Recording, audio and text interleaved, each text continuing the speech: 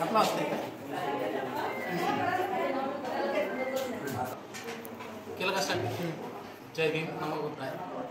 आज चिरसोली गावामध्ये भारतीय बौद्ध महासभा जळगाव जिल्हा पूर्व महिला शाखेच्या वतीने या ठिकाणी महिला आरोग्य शिबिर संपन्न होत आहे, सुरू आहे. या शिबिराचे प्रमुख मार्गदर्शक आदरणीय नरवाडे गुरुजी आयुर्वेद महाविद्यालय जळगाव हे या ठिकाणी उपस्थित आहेत.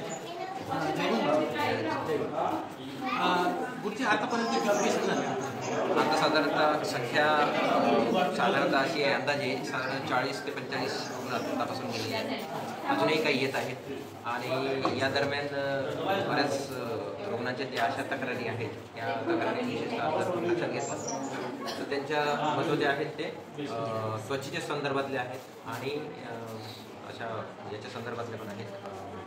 जनरल तुम्ही हे म्हणू शकता की त्यांच्या काही जणांना दिवसभरातून काम केल्यानंतर जो थकवा येतो थकवायच्या काही तक्रारी आहेत, शारीरिक काही तक्रारी. तर अशा सगळ्यांचा आपण बघितलं तर अशा जे रुग्णाचे औषधी जे आहेत उपचार आहेत त्या सगळ्यांना आपण औषधोपचार केलेले आहेत. सोबतच रक्त तपासणीसाठी सुद्धा आपण इथे सुविधा उपलब्ध केली.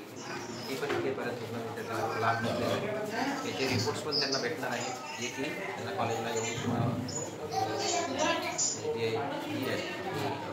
रोगनिदान लॅब आहे त्या ठिकाणी येऊन त्यांना घ्यावं लागेल. बस एवढंच आहे. सर, यामधून काही संदर्भ सेवेसाठी म्हणजे बा पुढील आपण काही ऑपरेशन किंवा काही पुढच्या टेस्ट नाही जसं वगैरे असं तर त्याकरता काही आपण नाही हो केलेलं आहे. जसं आपल्या महाविद्यालयामध्ये सध्या तरी एक्सरेची सुविधा नाही आहे, पण एक्सरेची सुविधा नंतर पुढे सुरू होणार आहे आणि तेही आपण सांगितलं आहे. पण काही विशेषज्ञ असतात जसे की कान नाक घसा तज्ज्ञ आणि शल्यतज्ञ, शालाकीय तज्ज्ञ सगळ्यांचा आपण तिथे एक आता रुग्ण आला होता त्या रुग्णाला आपण त्याच्या फायद्यासाठी म्हणून त्याला सांगितलेलं आहे की या औषधांच्या नंतर तुम्ही एकदा त्यांना दाखवलं गरजेचं आहे. तर असे बरेच आहेत. एक आत्ताच त्वचेवरच्या गाठीचा एक रुग्ण आला होता त्यालाही आपण तिकडे बोलवलेलं आहे. असे काही आहेत.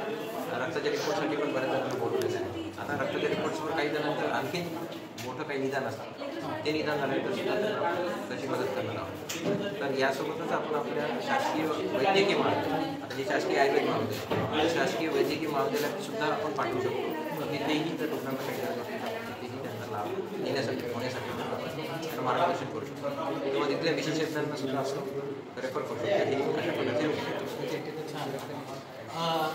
एकंदरीत या ठिकाणी प्राध्यापक डॉक्टर नरवाडे गुरुजी यांनी या शिबिराबद्दल उत्तम अशी माहिती सांगितली आहे आणि खरोखर हे असे शिबिरं व्हायला पाहिजे.